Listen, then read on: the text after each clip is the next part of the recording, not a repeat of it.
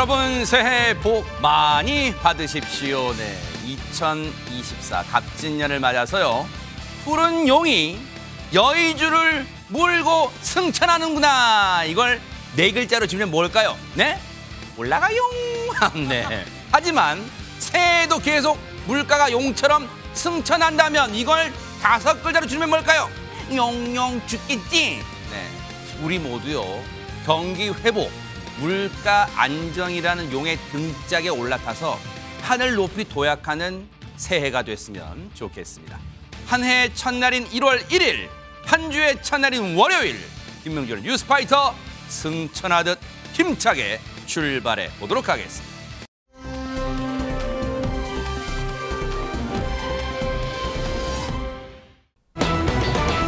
네. 자, 제목 보세요. 시청자분들, 아이고, 새해 첫날부터 왜 이렇게 맞춤법 틀렸어, 뉴스파이터? 그러실 것 같아요. 허준 변호사님. 2024년이 갑진년입니다. 네. 갑진년 맞아서 이렇게 값진 소식부터 전해드릴 수 있어서 너무 기분이 좋은데요. 아, 틀린 거 아니죠, 맞춤법? 아닙니다. 네. 갑진년에 값진 선물 같은 아이가 찾아왔다고 하는데요. 네. 어떤 소식인지 영상으로 만나보시죠. 아, 네. 3, 2, 1.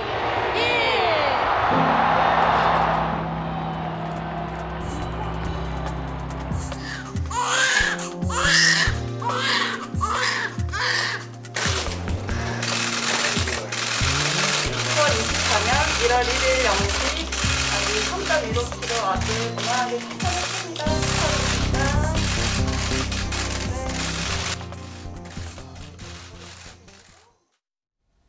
축하드립니다.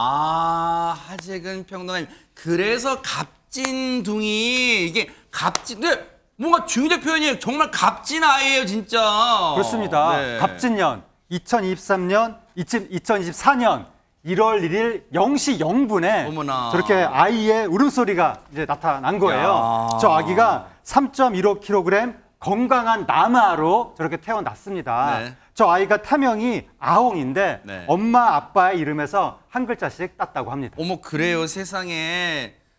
진짜, 근데 혹시 이제 시청자분들 중에 그러신 분들 안 계셔? 설마 저기 산모한테 좀 참으세요. 이거 0시 0분에 태어나야 돼요. 뭐 그러진 않았겠지만 제가 우스갯소리입니다. 어쨌든 새해 첫 아기, 새해 첫둥이 얼마나 감격스러울까요? 얘기 들어보시고 이어가 보도록 하겠습니다. 12년 차 부부인데 첫 아이가 이제 태어났고요.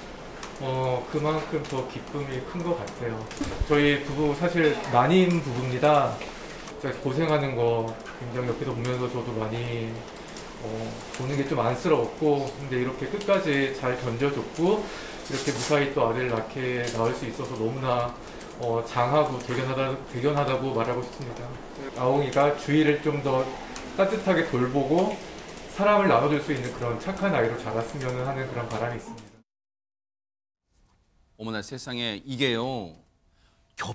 얘기 들어보니까 겹경사네요. 유인경 평론가님, 난임 부부가 12년 차 부부란 말은 12년 만에 얻은 아이라는 거예요, 지금? 그렇죠. 2012년 어머나 세상에. 6월에 결혼을 해서 12년째인데 아마 시험관 수술이 첫 번째는 아니었을 거고요. 수많은 시험관 시술을 시도했다가 어머나. 드디어 갑진년에 이제 아들을 얻은 건데요. 진짜 선물 같은 아기네요, 진짜. 예, 아홍이를 건강하게 출산해 너무나 기쁘다고 했고요. 우리나라 난임 부부들에게도 희망과 기쁨이 되기를 응원한다고 얘기를 했습니다. 네. 또 아빠가 아까 인터뷰가 나왔지만 네. 12년 만에 아홍이를 건강하게 만나서 이제 기쁘다고 하면서 이 아홍이를 세상이 조금 더 따뜻한 그런 세상이 됐으면 좋겠다고 얘기를 했고요. 네. 사실 우리나라가 세계적으로도 전문가들이 우려의 시선을 보는 최저 출생 국가잖아요. 네. 0.7명밖에 너무 되지 가슴 아파요, 않는데 진짜. 일부러 낳지 않는 게 아니라 이렇게 낳으려고 애써도 안 되는 난임 부부들 위해서 국가가 정책적으로 좀 더 관심을 가져주고 지원이 필요하다는 이야기를 꺼내서 갑진년 1월 1일 날 최저 출생률과 또 난임 부부에 대한 새로운 의식을 향상하게 되는 계기가 되기를 바랍니다. 맞아요. 우리 아홍이가 엄마 아빠 글자 하나씩 땄다 그랬잖아요. 근데 여긴 정말 이 가정은 훌륭한 가정이에요. 아빠 엄마의 글자 딴 게 아니라 엄마 아빠 글자 순서 따니까 아홍이라는 정말 예쁜 이름 나와서 엄마 이름이 임아연 씨, 그리고 아빠 이름이 이주홍 씨, 가운데 글자 하나씩 그다음에 홍, 그리고 끝글자 홍, 그래서 아홍 이렇게 했는데 정말 갑진년에 전국을 통틀어 새 첫둥이에요. 아홍이 앞으로 갑진년에 태어난 만큼 값지게 앞으로 인생 무럭무럭 잘 자라서 엄마 아빠의 기쁨이 되길 또 기원해 보도록 하겠습니다. 멋집니다.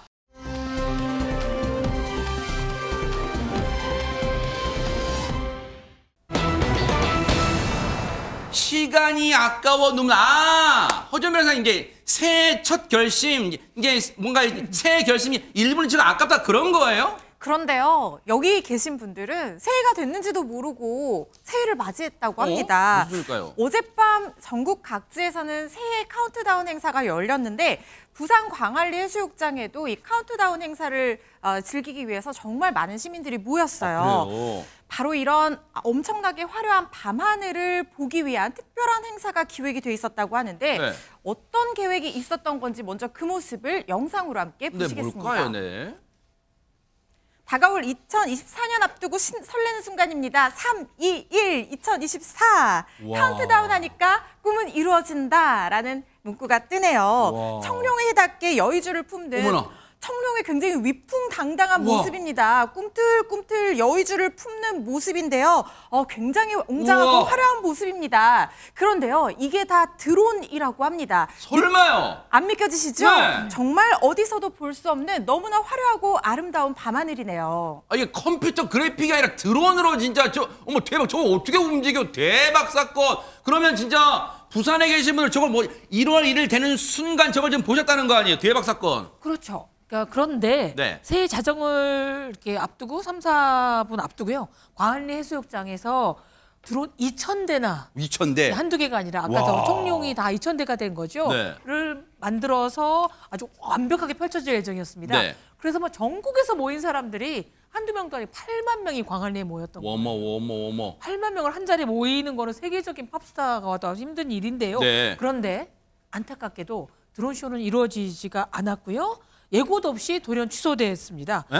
그래서 이 공연을 보려고 왔던 사람들은 뭐야? 그리고 8만 명 인파가 헛걸음을 하고 허탈한 채로 2024년 1월 1일에 한숨부터 쉬게 됐던 거죠. 아니 유인경 편은 그렇게 안 봤는데 그럼 아까 그 영상은 뭐예요? 아까 그 영상 저기 드론 영상 이렇게 한 거지 2,000대 띄워서 한 거잖아요. 리허설 당시 모습이었고요. 어머나. 그 리허설을 SNS로 찍어서 올린 사람들, 카메라로 찍어서 SNS 올린 사람들이 다 퍼진 겁니다. 시민분들 저거 리허설 때 찍은 거라고요? 예, 저도 받았어요. 어머 그래요? 네. 이게 진짜 정작 어제 본행사 때 있었던 게 아니라 리허설. 며칠 전 리허설 때 예. 대박 사건. 근데 정작 본행사에서는 직전에 취소됐다는 거예요. 리허설까지는 잘 됐는데 왜 이렇게 됐을까요? 무슨 일이 있었던 거예요? 영상 만나보시고 이어가 보도록 하겠습니다. 여러분 지금 들어온 소식입니다. 오늘 드론쇼는 강풍으로 인해서 취소가 되었습니다. 네, 기상이 너무나 악화가 되어서 너무나 아쉽습니다. 국내 최대의 드론쇼를 우리가 감상할 수 있었는데 국내 최대의 드론쇼는 오늘이 아닌 1년 뒤에 다시 한번 이게 기약을 하는 걸로 하고요. 같이 시작하겠습니다. 7, 6, 5, 4, 3, 2, 1. 새해 복 많이 받으세요. 아니 박성배 변호사님 지금 저기 가셨던 분들은 지금 새해 복 많이 받고 그걸 떠나서 지금 장난하는 거임? 그런 생각이 들었을 것 같아요 지금. 이 리허설 영상이 SNS에 퍼지면서 큰 화제를 모았고 저도 이 영상 본 적이 있는데 보면서 와 대단하다 싶으면서도 리허설 영상이라길래 실제로 가시는 분들은 얼마나 좋을까라고 생각을 했습니다. 그런데 정작 공연 당일에는 공연이 취소되고 말았는데 처음에는 강풍으로 취소된다고 알려졌습니다. 네. 그런데 이후 알린 안내문을 보면 통신장애로 취소된다고 기재가 무슨 말이에요 또 되어 있습니다. 그건? 이 관계자 측은 30분 뒤에 공연이 재개될 것이라고 다시 공지를 했는데 아마 시민들이 잠시 참고 기다려 주셨겠죠. 그런데 30분이 지난 밤 12시 30분경 결국 공연 최종 취소가 확정되고 말았습니다. 아니 지금 이렇게 되면은 저기 가셨던 분들은 지금 지금 뭐 하는 거임? 지금 장난하는 거야? 막 분노가 지금 치밀 것 같아. 새 카운트다운이 지금 중요한 게 아니잖아요. 그리고 최진봉 교수님, 강풍과 통신장애가 무슨 그 상관관계가 있는 거예요? 상관관계 없죠. 그리고 사실 저기에 시민들이 참여한 시민들은요, 당시에 바람이 불지도 않았다는 증언까지 나오고 있어요. 그래요? 그러니까 핑계를 댄 거죠, 핑계를. 오. 갑자기 작동이 안 하니까. 예를 들면 통신장이라고 하면 드론이라고 하는 것도 사실 무선의 통신을 통해서 조작을 하는 거잖아요. 맞아요. 네. 그러니까 통신이 안 되게 되면 드론을 띄울 수가 없는 상황이 되는 네. 거예요. 그러다 보니까 아마 문제가 발생한 것 같은데 그럼 처음부터 이렇게 얘기하면 되잖아요. 네. 근데 현장에서는 강풍이 아까 우리가 아나운서 멘트 보셨지 않습니까? 네. 강풍에 의해서 그렇다. 근데 주민들이 저게 모인 시민들을 볼 때는 강풍이 불지 않는 것 같은데 무슨 이유지라는 생각이 들 수밖에 아하. 없었어요. 그래서 그게 문제라는 것이고요. 네. 사실 통신장애가 일어날 수 있는 여러 가지 여건들이 있을 수 있습니다. 뭘까요? 예를 들면 장비 오류가 생길 수도 있는 그렇죠. 거잖아요. 그랬을 때 통신장애가 일어날 수도 있고 아니면 갑자기 한 곳에 8만 명이 모였다고 하니까 사람들이 많이 모이게 되면 휴대전화 사용하고 이러면 통신장애 많아지면 통신장애가 일어날 그럴 수 수 있는 있네요. 문제도 있고 일부에서는 해킹당할 수도 있다는 이런 얘기까지 나오고 있어요. 이건 확인된 건 아니고요. 네. 해킹을 당했을 가능성도 전혀 배제할 수 그렇죠. 없는 우려는 상황이다. 나올 수 있겠어요. 그렇죠. 우려는 네. 나올 수 있다는 얘기고요. 근데 아직까지 정확한 원인을 파악하지 못하고 있다고 해요. 어머나. 그게 큰 문제이고 네. 아까도 말씀드렸지만 통신장애라고 하는 걸 먼저 밝혔으면 그래도 화가 조금 덜 났을 텐데 화가 나지만 네. 그게 강풍에 의해서 일어났다고 했는데 사실은 바람 부는 걸 감지도 못했다고 하면 시민들 입장에서는 그래요. 좀 이해가 안 되잖아요. 좀 둘러대는 말이었잖아요. 처음에 그러니까요. 했던 말은. 예. 아 근데 하재근 평론가님, 붕어빵에 붕어가 안 들어있단 말은 들어봤지만 드론쇼에 드론이 없단 말은 좀 처음 들어보네 지금. 예, 결국 그렇게 된 건데 네. 드론쇼 보러 갔더니 드론이 없더라 이렇게 네. 된 거예요. 근데 많은 분들이 더더욱 허탈했던 이유가 뭐냐면 네. 바로 1년 전에 너무나 좋은 기억이 있었기 때문에 아. 그러니까 2023년이 될 때 1월 1일 새벽에 그 새 개묘년 맞이 드론쇼가 성공적으로 저렇게 펼쳐졌었거든요. 아, 요건가 봐, 요 장면. 그렇습니다. 아. 저때 굉장히 환상적인 드론쇼가 펼쳐졌었는데 저때 드론이 1,500대였었거든요. 오호. 그런데 요번에 2,000대가 예정이 돼 있었으니까 와하. 저 때보다 더 화려할 거라고 많은 분들이 기대를 했던 거죠. 그랬겠죠. 그러니까 기존에 우리나라 드론쇼가 네. 평창 동계올림픽 개막식 때 1,218대가 국내 최대 기록이었었거든요. 어머. 저때 1,500대로 기록을 깼던 거예요. 어허. 요번에 다시 2,000대로 기록을 야. 깰 예정이었었는데 네. 그걸 못하게 됐던 것이고 네. 1년 전에 저 개묘년 맞이 저 드론쇼를 할 때 2대가 추락해서 시민 한 분이 발가락 부상을 아이고. 입긴 했었지만 네. 그래도 어쨌든 많은 분들이 야 대단하다라고 박수를 쳤었는데 올해는 보지 못했습니다. 아이고. 아니 근데 허준 변호사님, 전국에서 8만 명이 모일 정도다. 그리고 전국 그 8만 명 중에는 해외에서 오신 분들도 진짜 계실 것 같고 또 그리고 그 8만 명이 다 부산에 사시는 분만은 아닐 거라면 그러면 전국 각지에서 왔다면 여기저기서 그 공연 보고 하룻밤 부산에서 묵으시려고 생각하는 분도 계셨을 거 아니에요. 그럼요. 실제로 외국인 관광객들도 많았다고 하고 어허. 정말 전국 각지에서 시민들이 특히 작년에도 저렇게 성황리에 행사가 개최가 됐었고 올해 리허설 영상까지 사전에 공개되면서 기대감이 엄청 올라간 아이고. 거예요. 그래서 말씀하신 것처럼 주변에 숙박시설이 많거든요. 거기에 평소보다 성수기라서 가격이 또 올랐던 거예요. 네. 최고 200만 원까지 내고 숙박업소를 계약하신 분이 있다고 합니다. 실제 그런 잡은 분이 있다고요? 실제로 200만 원짜리 이 숙박업소를 예약을 하고 수개월 전부터 예약하고 기다렸는데 어머. 이렇게 다 허사가 되고 만 거예요. 어머나. 현장에서는 우는 사람들도 있었다고 해요. 특히 주차 명당 자리가 어디냐 정보가 사전부터 막 공유가 될 만큼 주차 문제 때문에 양방향 차량 통제가 있어서 집에서 1시간 동안 걸어오셨대요. 걸어와서 추운데 기다리고 졸린 눈 비벼가면서 아이들 깨워가면서 기다렸는데 행사가 2024년 된지도 모르고 그냥 계속 하겠다 안 하겠다 하겠다 안 하겠다 하다 최종 취소가 되니까 아이들이 울음을 터뜨리고 그런 아이고. 사람들도 있었다고 하거든요. 네. 온라인에서도 하소연이 잇따랐습니다. 시간도 아깝고 너무 아쉬우면서도 화가 난다. 새벽에 다시 울면서 걸어가는 중이다.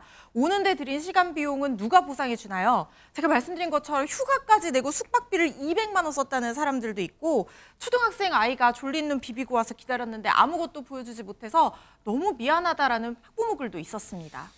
이거는 단순히 뭐 내년에 다시 만나요 이렇게 할 사안이 아니잖아요. 그러면 유인경 평론가님 지금 보세요. 시민들 분노가 이만저만이 아닌데 주최 측에서 뭐라도 입장을 내놔야 되는 거 아니에요? 그 통신장애로 인해서 취소된 드론쇼를 주최 측 주장으로는 오늘 저녁 오후 7시에 다시 이제 한다고 합니다. 오늘이라면 1월 1일 오늘 저녁 마련하는 그렇죠. 거예요? 그러니까 0시에 했던 예정인 것을 19시간 뒤인 그러니까 7시에 한다고 그러는데요. 네. 타 지역에서 오신 분들은 지금 이게 장난하냐? 19시간을 또 기다리란 얘기냐?부터 네. 시작을 해서 일부러 휴가까지 내서 왔는데 이거 어쩌란 얘기냐? 그리고 부산에 사시는 분들도 마찬가지인 것 같습니다. 시간이 어디 있든 다 마찬가지인 거죠. 아까 네. 뭐 200만 원짜리 숙박료도 그렇겠지만 어떤 분들은 이런 얘기를 했어요. 오늘 7시 다시 한다는 게 더 열받게 합니다. 그동안 기다렸던 사람들은 도대체 어떻게 되는 건가요? 정말 전 여기 참여한 사람들을 조롱하는 것 같아서 화가 납니다라고 해서 정말 이거 사과하셔야 됩니다. 2024년 1월 1일을 망치게 한 거잖아요. 아니 근데 우리가 뭐 매번 매사를 박성배 변호사님 뭐 법적인 문제, 뭐 손해에 대한 뭐 보상 문제 그렇게 접근하는 게 바람직한 건 아닌데 이분들 뭐 800명도 지금 손해가 만만치 않을 판인데 8,000명도 아니고 8만 명이 운집하셨단 말이에요. 근데 지금 하루가 지금 19시간 연기돼 만약에 오늘 저녁에 7시에 진짜 할지 안 할지도 모르지만 이거 혹시 이분들한테 적절한 뭔가 마음의 위로 꼭 마음의 위로뿐 아니라 물질적인 위로 뭐 손해배상 받을 일은 없어요? 그런 방법은 없어요? 당장 적극적인 손해배상을 구할 수는 없어 보이는데 그렇다고 해도 주최 측 입장에서는 사태 직후에 온전한 사과를 했어야 할 것 같습니다. 아하. 공연 시작 직전에 취소된 것도 화가 날 만한데 처음에는 이런 공지를 올려서 시민들이 더 뿔나기도 했습니다. 이 안내문을 보면 뭔데요? 명시적인 사과가 없습니다. 그 대신에 넓은 양해 부탁드린다라고만 적혀 있습니다. 이 자체에 시민들도 더 큰 화를 내셨고 특히나 이 공연 시작 직전에 취소된 이 사태를 두고 전국적인 유명세 대신에 국제적 망신만 샀다는 비판도 나오고 있습니다. 그 이유는 이 행사장에 전국에서 온 시민들은 물론 외국인 관광객들도 많이 찾았기 때문인데 한 누리꾼에 따르면 공연에 늦을까 봐 바쁘게 뛰어가던 외국인 관광객들 공연이 취소됐는데도 영어 안내가 없어서 멀뚱멀뚱 서 있더라. 내가 다 미안하고 민망했다라고 회자하기도 했습니다. 이게요. 전형적인 여러분 그런 표현 들어보셨죠? 이게 이른바 공급자 중심 마인드의 행사예요. 최진봉 교수님 안 그래요? 이게 그렇죠. 우리 이거 행사니까 보러 와. 뭐 그런 거잖아요 지금 이게. 그리고 그게 문제가 발생했어도 당신들 때문이야라는 게 사과문의 내용이에요. 그게 더 화가 나는 거예요.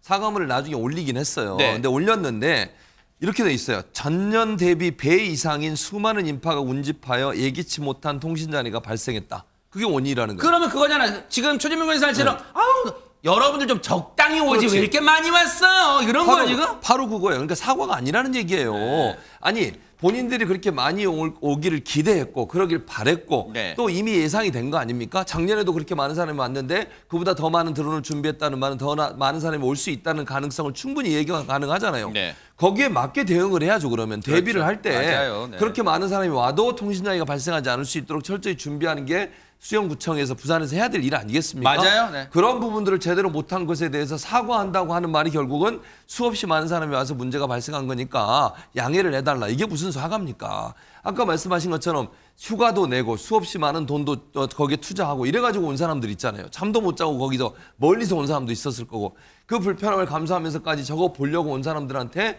진심으로 미안하다. 우리가 제대로 준비 못한 거 모두 우리 책임이다라고 얘기하는 게 원칙이지. 어떻게 배 이상의 사람들이 와서 예기치 못한 통신장애가 발생했기 때문에 문제가 발생했다?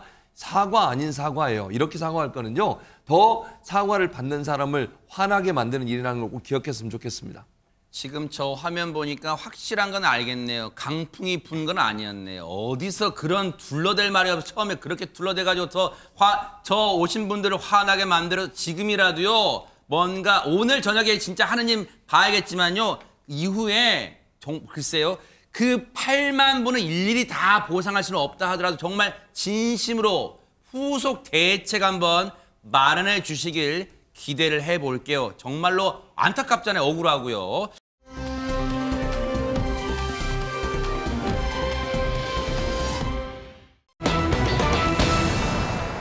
새해를 맞이하기 직전 새 밑에 참 진짜 안타까운 일이 있었습니다. 허지원 변호사님. 네, 다들 한 해를 마무리하고 새해 맞이에 들떠 있던 지난달 30일 울산에서 안타까운 사건이 벌어졌습니다. 네. 먼저 영상부터 보시겠습니다.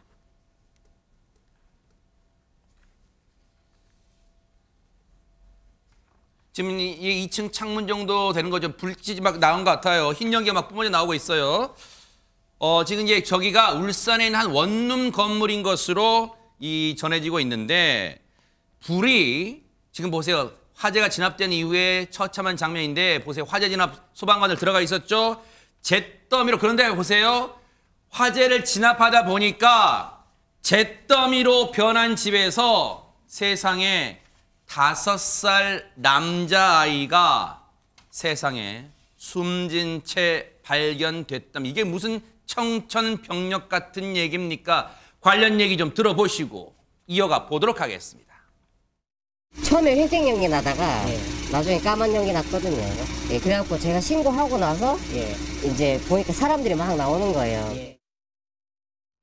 아니 세상에 화재금 펴면 이게 지금 다들 모든 사람들이 이 새해를 맞이하게 분주하고 설레었던 그 새해 및 연말에 이게 무슨 일이에요 이게 진짜. 정말 너무나 안타까운 사건이 벌어진 건데요. 지난달 30일 오후 5시 5분께 울산시 남구의 한 원룸 건물이었습니다. 2층에서 이제 불이 났는데 다행히 불은 30분 정도 만에 소화가 됐는데 불이 꺼지고 나서 소방관들이 안에 들어가 보니까 5살 남자아이가 숨진 채 발견이 됐던 거예요. 세상에. 거기서 아버지와 함께 생활하는 한부모 가정의 자녀였는데 아이고. 이 아버지가 이 집 말고 이사를 가기 위해서 다른 집을 계약을 하고 이사하기 직전이었었다고 합니다. 불이 난 전날 어떤 상황이었냐면 아버지가 이사 갈 집을 청소하기 위해서 아이를 혼자 남겨두고 청소하러 갔던 거예요. 아이고, 세상에. 그런데 3시간쯤 후에 그 아이 혼자 있다가 불이 났던 겁니다. 아이고 세상에. 이 아빠는요 지금 이 아들이랑 이 아이랑 이사할 생각에 얼마나 또 들떠서 그 시간에 그 비슷한 시간대에 그 이사갈 집에서 일하고 있었을까요, 최준봉 교수님? 당연하죠. 그러니까 새로 이사갈 집에 가서 청소하면서 아이와 함께 지낼 즐거운 상상과 생각을 하지 않았겠습니까? 그런데 돌아와 봤는데 아이가 숨졌다고 하니까 이 아버지는 망연자실했고요. 어머나, 한동안 진술도 못할 정도였대요. 이제 왜 안 원인에 그러겠어요, 대해서 진짜. 조사하는 과정에서 진술을 못할 정도로 큰 충격을 받고 슬퍼했다고 하는데 자식을 둔 아버지 입장에서 저런 일을 당하면요 하늘이 무너지는 겁니다. 그럴 저게. 거예요. 아무리 새로운 집에 가서 무슨 기쁨이 있겠어요. 맞아요. 자기 때문에 아이가 저런 일을 당했다고 한 자책감 들지 아우, 않겠습니까? 세상에. 엄청난 충격이었고 이 아버지 입장에서는 정말 한동안 정말 일이 손에 안 잡힐 정도로 크게 어려움을 겪지 않을까 그런 걱정도 있습니다. 살아갈 낙을 지금 아버지는 잃어버린 거잖아요. 세상에 얼마나 황망합니까? 근데 박성배 변호사님 불은 대체 왜 난 거예요? 이 경찰과 소방은 원룸 입구 쪽에 있던 전자레인지 주변에서 이 화재가 시작된 것으로 일단 추정하고 있습니다. 다만 정확한 화재 원인을 분석하기 위해서 국과수 합동 감식을 진행할 예정인데 추정되는 발화 장소에 비춰보면 전기적 요인이나 노후화된 설비의 습기가 추가되면서 발화될 가능성을 배제하지 못할 것 같습니다. 정확한 화재 원인을 언급하기는 어렵습니다만 이 단둘이 살던 어린 아들을 먼저 떠나보낸 아버지 앞으로 어떻게 살아갈지 참 안타까운 마음이 듭니다. 그러네요. 너무너무 가슴이 아픈 그런 사고였습니다.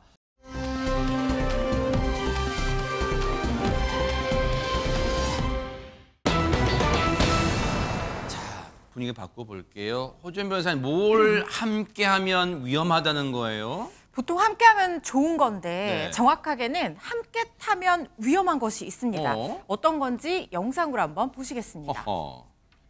네, 새벽 시간입니다. 누군가 전동 킥보드를 타고 인적이 드문 도로를 지나가는데요. 네. 그런데 이 킥보드에 운전자 말고도 누군가 또 타고 있는 모습이 보입니다. 딱 봐도 2명이네요? 그렇습니다. 잠시 시간이 지난 뒤에 킥보드가 지나갔던 곳으로 차량 한 대가 빠르게 달려오더니 인도위를 덮치고 마는 모습입니다. 어머나. 아니 지금 이게 눈 깜짝할 새 유인경 편은 무슨 상황이 벌어진 거예요 지금? 저 사건은 지난달 30일 새벽에 일어난 일인데요.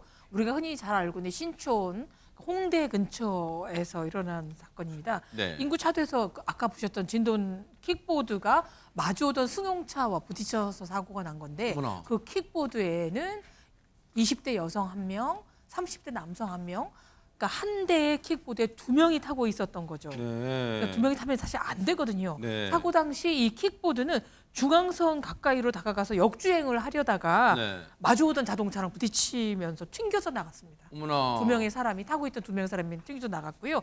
차량은 이걸 또 피하려고 핸들을 꺾어서 인도로 돌아갔습니다. 어머나. 그래서 사고간 차량은 이제 충격으로 인해서 인도까지 넘어왔고요. 차도 굉장히 많이 부서져서 잔해까지 남아 있는 상황입니다. 지금 저렇게 운전대를 급하게 꺾어 인도를 덮쳤던 차량의 운전자는 내리는 모습까지는 CCTV에 찍혔는데 인도를 덮쳤단 말이에요. 그러면 하지간 평원 추가적인 인명피해가 있었던 겁니까? 어떻습니까? 일단 승용차 운전자하고 인도에서는 어떠한 인명피해는 나오지 않았는데 네. 근데 이제 킥보드를 운전하고 탔던 사람들이 킥보드 운전자인 20대 여성이 지금 중상을 입었다고 합니다. 아이고. 그리고 뒤에 동승했던 30대 남성이 의식 불명 상태라고 합니다. 아이고. 지금 킥보드 그 운전자가 교통사고 특례법으로 입건은 돼 있는 상태인데 또 중상이 돼 있는 거고 어허. 당시에 킥보드 탔던 운전자와 동승자 모두 헬멧을 쓰지 않았던 상태였다고 합니다. 아이고. 그리고 당시에 승용차 운전자도 그렇고 킥보드 운전자도 음주 상태는 아니었다고 합니다. 지금 지금 순간에 제일 중요한 건 지금 저 킥보드에 타고 있던 분들이 지금 상당히 중하게 부상을 당했잖아요. 지금 저분들의 상태가 너무너무 걱정되는데요. 당시 현장에 계셨던 분들 얘기 좀 들어보시고 이어가 보도록 하겠습니다. 꽝 소리가 나가지고 뒤를 돌아봤더니 갑자기 차가 이쪽으로 돌진 하더라고요. 그러니까 이미 차가 보도블 인도 위에 올라와 있고 제가 좀 심장이 떨려서 내려와서 신고를 바로 했어요. 아니 진짜 연말에 너무 흉흉한 사고들이 너무 많이 일어났네요. 최진문 교수님. 그러니까요. 저는 이를 보면서 사실 전동 킥보드 문제는 우리 프로그램에서 여러 번 얘기가 나왔는데 안전이 대단히 중요하잖아요. 맞아요. 그리고 전동 킥보드는요. 원래 한 명이 타는 게 원칙이에요. 거기 2명 이상 타면 안 돼요. 절대로. 적어도 2명 타고 가잖아요. 거기다 헬멧을 반드시 써야 되는 거 아닙니까? 안전장구 해야 되고요. 헬멧도 썼는지 안 썼는지 좀 명확하게 보이지 않는데 안 썼을 가능성이 높잖아요. 네. 저게 문제라고 저는 생각해요. 그러니까 네. 사실은 원칙을 지키면 문제가 없어요. 근데 원칙을 지키지 않기 때문에 문제가 되고 네. 저렇게 위험하게 차도로 달리는 것도 위험해요, 사실은. 네. 도로교통법에 따르면요. 16세 이상만 운전이 가능하고요. 전동 킥보드는 이종 원동기 장치 이상의 운전면허증을 보유한 사람만 탈 수 있게 돼 있고요. 그다음에 헬멧을 미착용하면 2만 원, 그리고 2명 이상이 같이 타면 4만 원의 범칙금을 물게 되는데 범칙금이 문제가 아니고 네. 저렇게 되면 다른 사람에게까지 피해를 줄 수 있다는 점도 꼭 기억하시고 안전장구 잘 착용하시고 원칙에 맞게 그렇게 사용하시면 좋겠습니다. 이번 사고는 특히나 일단은 물론 전동 킥보드는 차도로 다니는 물건이긴 합니다. 차도로 타고 다니긴 해야 됩니다만 앞서 말씀드린 것처럼 전동 킥보드는 반드시 혼자 타는 게 원칙인데 이번 사고는 복합적으로 일어난 게 2명이 타고 있었고 안전장비, 헬멧 등 안전장비를 착용하지 않고 있었고 무엇보다 박성배 변호사님 당시에 CCTV를 보면 역주행 상황이었단 말이에요. 전동 킥보드 착용 인구는 갈수록 늘어나는데 제대로 그 보통 법규를 준수해 탑승하지 못하는 경우가 늘면서 사고는 기하급수적으로 늘어나고 있습니다. 네. 경각심이 필요한 시점입니다. 킥보드는 혼자 타게 제작되어 있습니다. 2인 이상 탈 경우에는 무게 중심을 잡기도 어렵고 제동 장치도 정상적으로 작동하지 못합니다. 사고 위험성이 그만큼 많이 늘어나게 되는데 통상적인 차의 운전처럼 역주행도 당연히 하지 말아야 합니다. 2인 이상 탑승 지키지 못하는 경우가 상당히 많아 올해 들어 2인 이상 탑승으로 적발된 경우가 지난달까지만 936건, 해가 갈수록 늘어나고 있습니다. 2년 사이에 킥보드 사고 사망자도 6배 이상 급증했습니다. 만에 하나 교통사고가 발생될 경우를 대비해서 보호장비 착용도 필수적으로 지켜주셔야 합니다. 제발 그 새해에는요. 아마 캠페인이라도 우리가 해야 될 것 같아요. 2024년에는 뉴스파이트가 그런 말씀 좀 드릴게요. 전동 킥보드를 아예 타지 마시라는 게 아니에요. 타긴 타시되 유용한 이동 수단이잖아요. 그러면 제발 안전장비 착용하시고 반드시 혼자 타시고 그런 원칙을 좀 지켜주세요. 그리고 이번 사고 역주행으로 전동 킥보드 타고 가다가 사고 당하신 분들 일단은 쾌유 정말로 지금 이 중상이라는데요. 반드시 쾌유되시길 좀 좋은 소식 들려오시길 정말 뉴스파이트가 진심으로 기원해 보도록 하겠습니다. 안타깝습니다.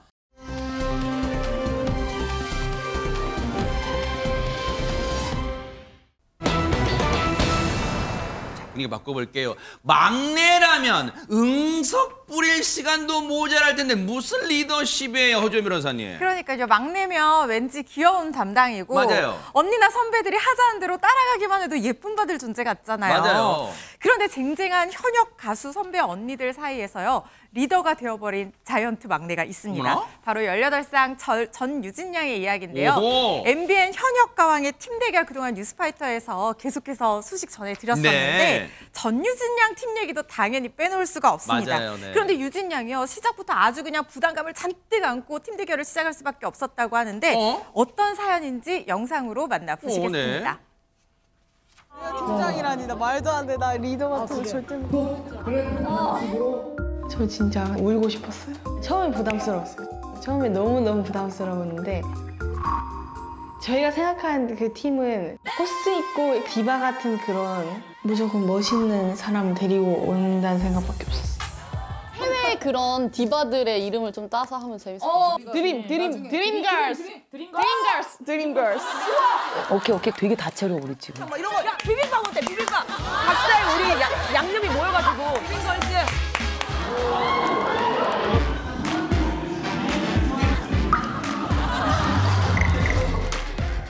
아무래도 언니들이 유명한 현역들이시고 개인 스케줄도 있고 바쁘다 보니까 많이 못 모였다고 해야 되나? 점점 이제 연습하고 하면 할수록 책임감, 압박감 생긴 것 같아요. 사실 어리다 보니 저는 진짜 반장도 태어나서 해본 적 없고 제가 뭔가 잘 해야 되는데 못하는 것 같아서 그게 좀 답답해요. 여기 되게 푸근하다. 우와. 저도 집밥이 너무 먹고 싶어가지고. 그니까. 야. 맛있겠다. 와, 맛있겠다. 열어. 맛있게 잘 먹겠습니다. 많이 먹어. 응?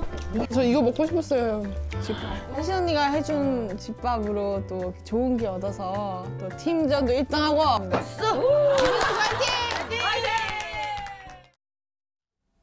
언니들이 그래도 막둥이라고 리더로 안 모시는 게 아니라 정말 지켜 세워줘. 근데 하재근 평론가님, 전유진 양, 말이 귀여워요. 반장도 못 해봤는데 귀엽습니다. 네, 전유진 양이 그 직전 라운드에서 전체 3위를 하는 바람에 결국 대장이 된 거예요. 그러니까 자기의 팀원을 꾸리게 된 건데 그렇군요. 워낙에 전유진 양이 나이가 어리니까 18살 고2다 보니까 지금 지목한 팀원들이 다 언니, 쟁쟁한 현역 성인 가수들인 거예요. 그렇죠. 그들을 이제 전유진 양이 이끌어야 되는 그런 상황이 됐는데 우리 맛있게 비빔밥처럼 다 이렇게 잘 어우러지는 팀이 되자라는 팀 의미로 괜찮은데요, 이름? 비빔걸스라고 이름을 짓고 네. 연습을 잘 하려고 하였으나 문제는 언니들이 몽땅 다 쟁쟁한 현역 가수이기 때문에 저마다 행사를 다 해야 돼가지고 같이 모이기가 너무나 어려웠다고 합니다. 아이고. 그렇게 어려운 와중에 이제 전유진 양 집에 모여서 저렇게 방금 보신 것처럼 집밥을 맛있게 먹으면서 의기투합을 하고 다시 무대 준비를 하려고 했으나 또 문제가 발생했는데 아까 왜 두 사람이 막 고난도에 막 그 안무를 2인무를 추는 그런 연습하는 장면 나왔잖아요. 그렇게 힘든 장면을 연습하다가 강희연 씨가 이번에는 또 갈비뼈 부상을 당한 겁니다.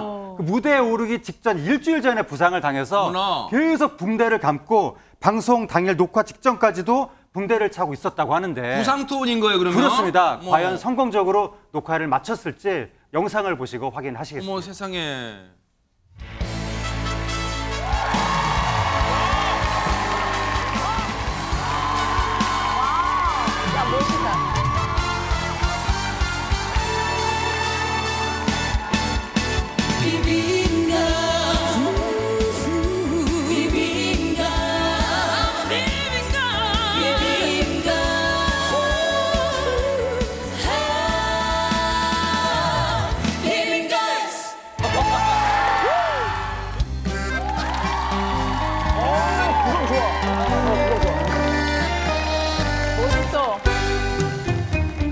봄비를 맞으면서 중으로 걸어갈 때 쇼윈도 글라스에 눈이 흘렀다. 이슬처럼 꺼진 꿈속에는 잊지 못할 그대 눈동자, 새별같이 십자성같이 가슴에 어린다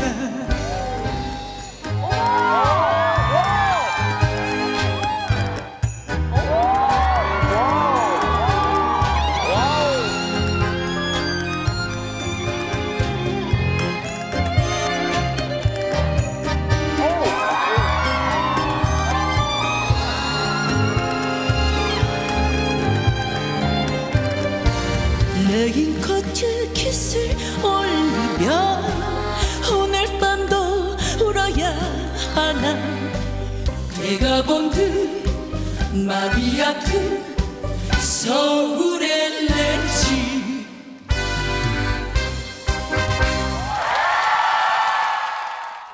아니 저 짧은 연습 시간에 이 탱고는 또 어떻게 했대요 진짜 대박 사건. 아까 그 하재근 평론가가 설명해 줬잖아요. 탱고 연습하면서 갈비뼈 부상을 당했던 황희연 씨가 그날도 사실은 붕대를 감고 온 거예요.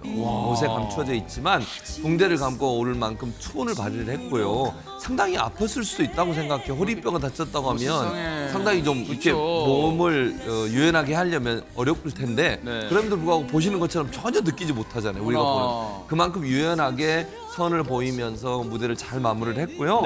사실 이제 몇 차례 위기를 맞은 적도 있었어요. 저는 이제 아까 화재근 평론가 잘 뭐뭐했지만 여러 번 얘기했잖아요. 그랬지만 잘 마무리해서 지금 서울야구 노래를 불렀거든요. 다 보시면서 입을 그냥 반쯤 여시고 우리 민경 평론가님도 칭찬을 아끼지 않으시던데 완벽한 무대를 선사했습니다. 자, 그랬지만 정말 멋진 무대를 보였지만 궁금한 게 있잖아요.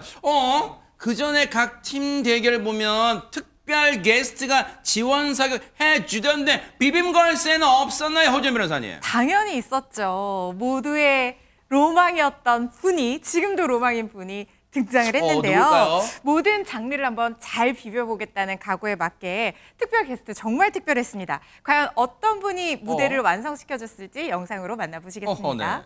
예술입니다. 재즈, 브루스, 뭐 가요, 피날레 전에 또 준수님이랑 같이 하는 국악 장르를 해야 돼서 기대가 많이 됩니다. 저도 1등을 못해서 약간 한이 쌓여 있거든요. 그럼 한해 영상 보시면 돼요, 준수님. 내가 만약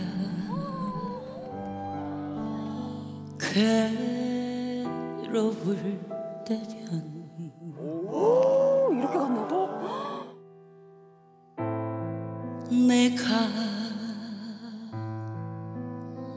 위로해 줄게 나는 너의 영원한 노래야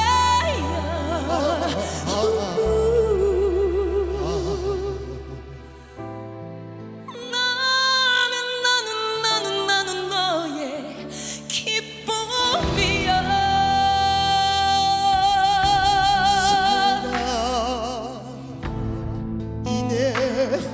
말을 들어보소.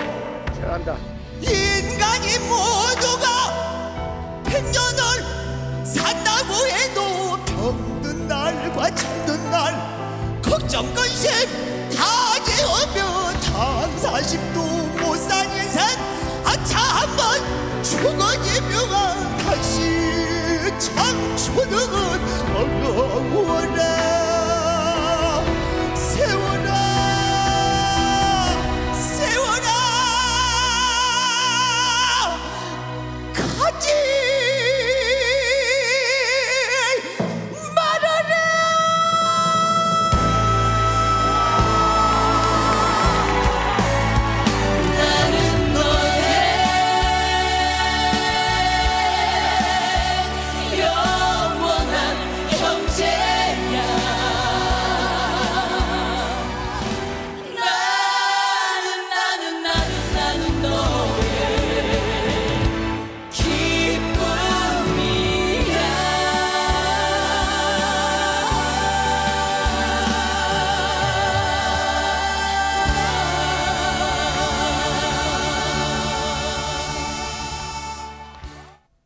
예술이란 건 이런 걸 보고 예술이라고 하는 것 같아요. 하재근 평론가 대박 사건입니다, 진짜.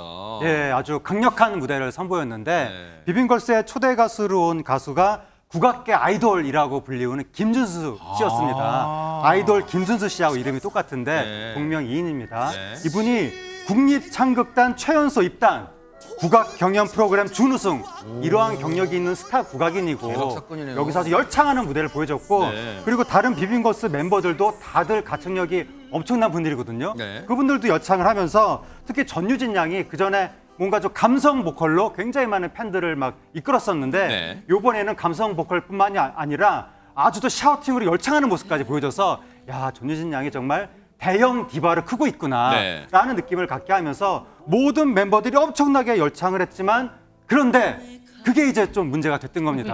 그러니까 팀이 모였으면 누군가 지르며 누군가는 받쳐주고 이러면서 전체 팀이 한 사람의 목소리인 것처럼 나오는 게 더 좋을 수 있는데 지금 다 너무 뛰어난 분들이다 보니까 다 열창을 하다 보니까 조금 이게 좀 하나의 팀으로서는 약했던 거 아니냐라는 평가가 나오면서 노래를 잘했는데도 불구하고 네. 팀으로서는 220점 만점에 171점이 나온 거예요. 몇 등이에요? 그래서 중간 점수 결과가 네. 4위를 기록했습니다. 아직은 이건 지금 초반에 해당하는 거예요. 지금까지는 팀 대결, 이른바 팀전이었는데요. 앞으로 남아있는 게 대장전입니다. 말 그대로 대장들, 각 팀의 대장들이 펼치는 무대가 있는데요. 바로 내일 현역광 본방에서 그 대결을 확인해 보실 수 있습니다. 기대돼요, 벌써부터네.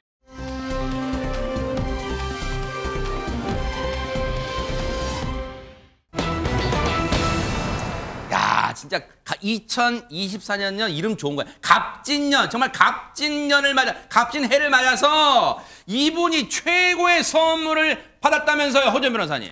네, 연기자로서 사실 가장 값진 선물이라고 하면 연기 대상이 아닐까 싶은데 최고의 새해 선물 연기 대상을 받은 첫 번째 스타 바로 최수종 씨입니다. 이야. 2023 연기 대상 저도 어제 이거 봤는데요. 네. 정말 좋아하시더라고요. 눈물까지 흘리면서. 그랬어요? 네, 지금 지난해 11월 첫 방송된 이 사극 고려 거란 전쟁 한창 인기몰이를 하고 있거든요. 네. 여기서 강감찬 역을 맡아서 어차피 사극은 최수종, 어사최, 사극의 왕이란 수식어답게 정말 작품의 흥행을 이끌면서 사랑을 받고 있는데 네. 그 결과 지금 2023 연기 대상까지 수상하는 영예를 안게 된 건데요.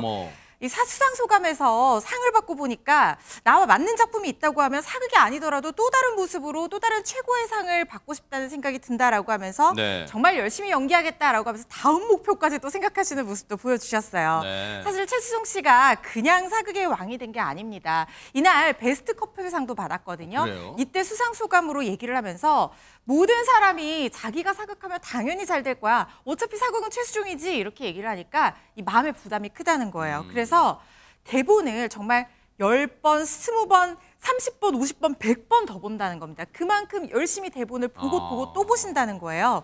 그러면서 이 부담감을 이겨내기 위한 숨은 노력과 열정에 대해서 이야기하기도 했습니다. 대단하네요. 근데 하재근 평론가님, 시청자분들이 궁금하실 거예요. 아니 대체 뭐 상을 얼마나 자주 받으면 어차피 사극은 최수종 이런 별명까지 있는 거야? 그러실 것 같아요. 네, 최수종 씨가 대상으로 점철된 인생을 살고 있는데요. 아, 그래요? 이분이 조선의 마지막 왕은 수종이다라는 말이 나올 정도로 사극의 거의 우리나라 대명사격인 인물이 됐고 네. 이분이 1998년에 야망의 전설로 KBS 연기대상 수상, 아하. 2001년 태조 왕건으로 고려를 개창하면서 KBS 연기대상 수상, 아하. 그리고 2007년 대조영으로 발해를 개창하면서 KBS 연기대상 수상, 네. 그리고 올해 작년에 네. 2023년에 고려 거란전쟁으로 고려 왕조를 지키면서 어머나. 또 KBS 연기대상을 수상했습니다. 근데 최수종 씨하고 어깨를 나란히 하는 인물이 유동근 씨인데 어머나. 유동근 씨와 더불어서 KBS 연기대상 4회 수상으로 역대 최다 수상 기록을 기록했습니다. 야, 진짜 쟁쟁합니다. 했다면 그냥 상 받아요. 그런데 앞서 이렇게 상을 많이 받았는데 어떤 또 다른 목표가 있다 그랬잖아요. 뭘지 궁금합니다. 들어보시고 이어가 보도록 하겠습니다. 해보고 싶은 역할이 있어요 혹시? 다 해봤지만 거의. 혹시 사이코패스 역할을 해봤어요? 약간 좀 이중인격이나 이런 거. 안 해봤어요 그런 거. 왜냐면 제가 봤을 때 형님 되게 잘할 것 같아요. 이게 약간 반전 있는 역할을 하는 게 형님은 워낙 연기파니까 아예 저 사람은 안 하겠지라고 아예 그냥 아예 선택을 안 하는구나. 소비할 때. 그리고 얼마 전에 이제 영화를 보면서 조커를 보면서 그런 거를 그렇죠. 그런 거를 많이 느꼈어. 그냥 얘기로 안 하는 거지. 오.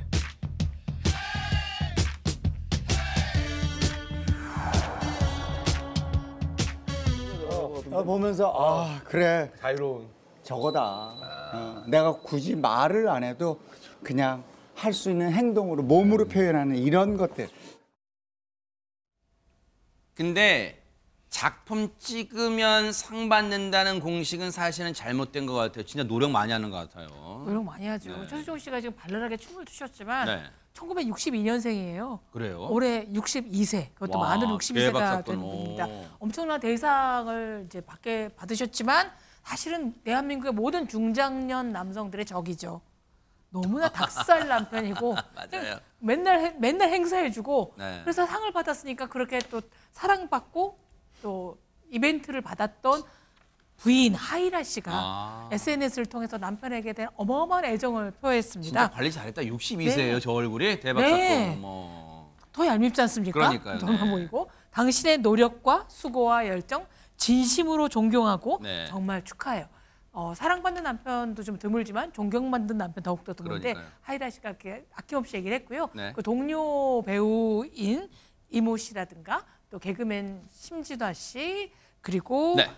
신현주 씨들 모두 축하한다라고 댓글을 달아줬습니다. 얄미우니까 빨리 다음 인물로 넘어가 봐야 될 것 같아요. 농담입니다. 어쨌든 정말 최수종 씨 대단하고 축하합니다. 그런데 다음으로 뭔가 멋진 소식 새해 전해주신 분도 계실 것 같은데요. 박성호 변호사님. 바로 손흥민 선수입니다. 오호. 손흥민 선수가 받은 새해 선물은 골이었는데 우리 시간으로 지난달 31일, 즉 어제죠. 어젯밤 11시부터 토트넘이 본머스와 잉글랜드 프리미어리그 20라운드 홈 경기를 시작했습니다. 네. 전반전이 끝나고 우리는 2024년 청룡의 해를 맞게 되었는데 이어진 후반전에서 손흥민 선수가 팀의 두 번째 골을 기록합니다. 와. 한국 팬들 입장에서는 깜짝 새해 선물을 받은 셈인데 야. 이 토트넘이 3대1로 승리하면서 이 결승골의 주인공이 된 손흥민 선수, 이 경기의 최우수 선수, 맨 오브 더 매치에도 선정됐습니다. 야. 새해 촉포는 정규리그 12호 골이자 3경기 연속 공격 포인트에 해당하는데 골을 넣은 뒤에 찰칵 세리머니를 선보인 손흥민 선수 SNS에 2023년 마지막 경기를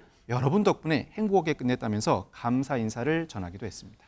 사실 손흥민 선수가 속한 토트넘이 지난 앞선 경기에서는 원정에서 2대4로 패해서 상당히 여러 말들이 많았고 그랬는데 어쨌든 한 경기만 다시 그냥 최준봉 교수님 되갚아줬어요. 뭔가를. 네. 너무 기쁘고 너무 축하드리고요. 네. 저 축포가 앞으로 우리나라 대표팀에서도 많이 터졌으면 좋겠다는 생각이 들어요.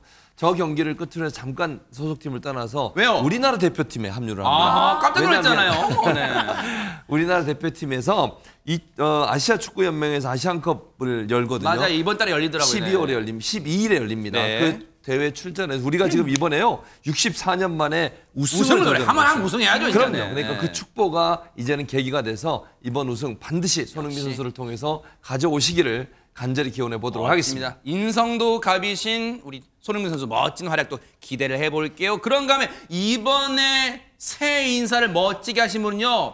두말 필요 없어 영상부터 만나보시고 이어가 보도록 하겠습니다. 오빤 강남스타일 강남스타일 오빤 강남스타일 강남스타일 오빤 강남스타일 에이 섹시 레이디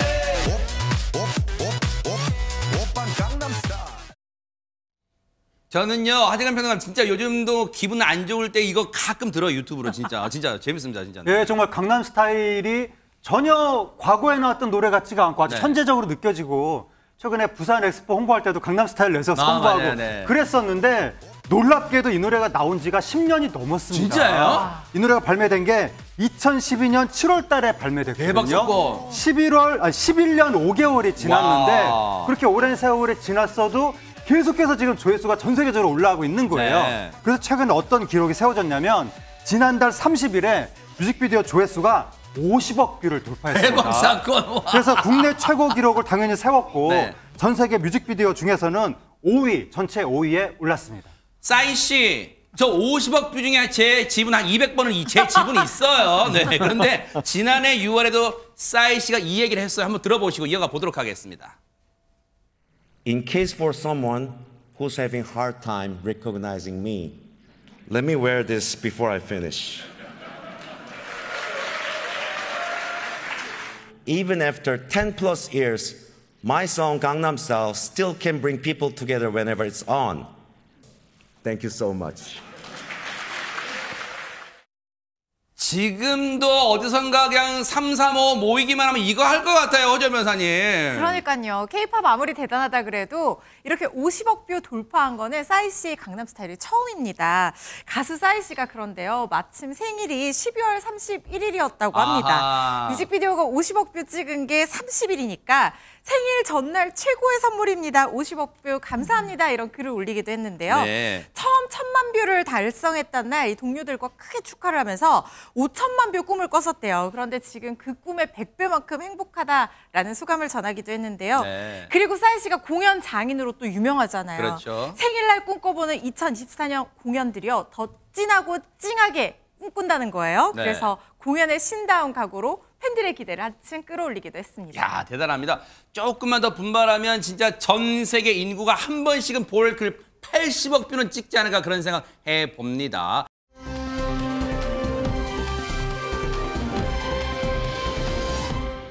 자, 갑진년 우리에게도 새해지만 전 세계도 새해인데 새해 뭔가 의미 있는 일을 하고 싶은 게 인지상정이잖아요. 허지연 변호사님. 신기하고 재미있고 황당하기도 한데 어떻게 보면 의미 있는 것들이 있습니다. 네. 제가 모아왔는데요. 어허. 기네스 세계 신기록 중에서 독특한 것들만 골라봤는데 어허. 각각 한번 영상 보면서 의미를 찾아보시죠. 네. 네, 공중에 뜬 헬리콥터에 매달려 턱걸이를 하고 있는 남성입니다. 톰 크루즈예요? 톰 크루즈? 아, 그러니까요. 톰 크루즈는 아니네요. 그냥 매달려 있는 것보다 힘들 것 같은데 어머나, 뭐예요? 무려 1분간 26개 턱걸이를 성공을 어머나. 했다고 합니다. 이번에는 후닥닥 뭔가를 입는데요. 뭐예요? 한 개가 아니고 2개, 3개, 4개. 30초 동안 팬티 제일 많이 입은 남자라고 뭐예요? 하는데요. 정말 대단합니다. 여기서 끝이 아니고요. 1분 안에 팔꿈치로 그 단단한 코코넛을 오, 대박 사건. 83개나 낀 남자도 어머나. 있었고요. 아, 정말 대단합니다. 팔꿈치 괜찮으신가요? 그리고 양손 양발은 물론이고 입까지 어머나. 동원해서 농구공을 돌린 남자까지 평범한 일반인들이 세운 기록이라기에는 와. 엄청난 노력을 통해서 세운 정말 평범하지 않은 신기록처럼 보이죠?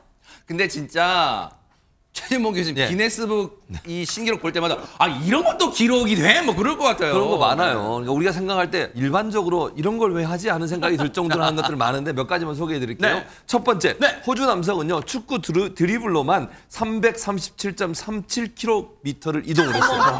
이게요. 거리가 런던에서 파리 가는 거리예요. 어머나. 그걸 드리블하고 간 거예요. 와. 두 번째. 아 그냥 가도 힘들 판에. 그러니까요. 네. 저 드리블에서 337km를 갔으니까. 어머나. 두 번째 스페인 남성은요. 263개의 과자. 네. 프링글스라고 하는데 이 과자를 수집해서 기록서에 올랐고요. 저거 지금 기네스에 와, 올랐고요. 대박 사건. 저거 이제 가게에서 파는 거잖아요. 어머나. 그렇게 많이 모았고 어떤 한 사람은 하이힐을 신고 100m 달려서 12.42초를 와. 기록한 남성이 있었습니다. 아하. 자, 하이힐 신고 달리는 어머나. 거예요. 대단하지 않습니까? 네. 박성배 변호사님 40초 드릴게요. 이 가운데 혹시 나도 도전하는 게 있다면요. 농구공 돌리기랑 축구 드리블에서 멀리 가기는 도전해보고 싶습니다. 어머나 좀 하세요 농구 좀. 사실 본업이 아닌 다른 일에는 별로 승부욕이 없는 편인데 네. 이런 일을 하려면 재미를 느껴야 하고 한 번 빠지면 제가 포기하지 않은 성향은 있어서 한 번 시도하면 해볼 수 있을 것 같습니다. 농구도 좋아하고 축구도 좋아하고 운동을 오호. 좋아하니까 이 정도 도전은 해볼 수 있을 것 같습니다. 대구 사나이 박성배 변호사님도 조만간 기네스북에 오른 날 뉴스파이터가 소개한 날 올 거란 믿습니다. 한번 기대를 해볼게요. 보고 계십니까? 대박 사건. 네, 안녕하십니까? 김명준입니다. 여러분과 함께하는 뉴스파이터. 다양한 소식과 뉴스를 보고 싶으시면 화면 오른쪽을 꾹 눌러 구독해 주시길 바랍니다. TV로도 유튜브로도 여러분께 한 발 더 다가가겠습니다. MBN 뉴스와 뉴스파이터를 사랑해 주셔서 고맙습니다.